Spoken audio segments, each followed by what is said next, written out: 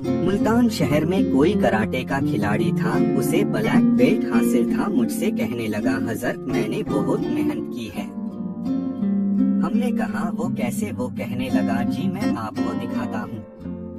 इतना कह कर वो जमीन पर लेट गया। फिर उसने एक 100 किलोग्राम के आदमी को अपने ऊपर कूदने को कहा। फिर उसके पेट पर एक 100 किलोग्राम के बंदे ने 10 बार छलांगे लगाई और वो आदमी आराम से नीचे लेटा रहा और उसके ऊपर वो भारी भरकम बंदा उछल उछल कर छलांग लगा रहा था।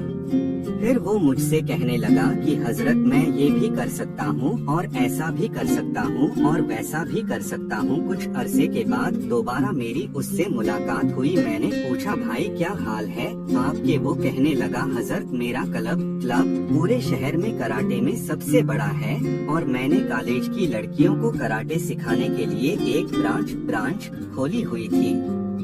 क्लब खुलने के बाद मैं एक बार वहाँ गया तो मैंने वहाँ की हालत देखी तो मुझे सब अजीब लगा, तो मैंने उस ब्रांच को बिल्कुल बंद कर दिया। ये पहली बात हुई।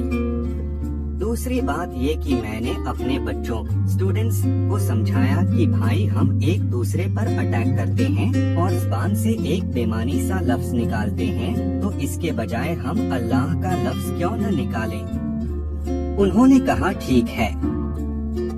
मैंने कहा कि तुम्हें अब फाइट करनी हो या अटैक करना हो, सब अल्लाह के लफ्ज से अटैक करना। कहने लगा, जब हमने अल्लाह से अटैक करना शुरू किया तो बाहर से गुजरने वाले लोग समझने लगे कि अंदर कोई महफिले जिक्र हो रही है। लोग दरवाजे पर जमा होकर कहने लगे कि हम भी महफिले जिक्र में आना चाहते हैं। जब वो अंदर आए तो उनको पता चला कि जनाब यहाँ तो कराटे सिखाए जाते हैं।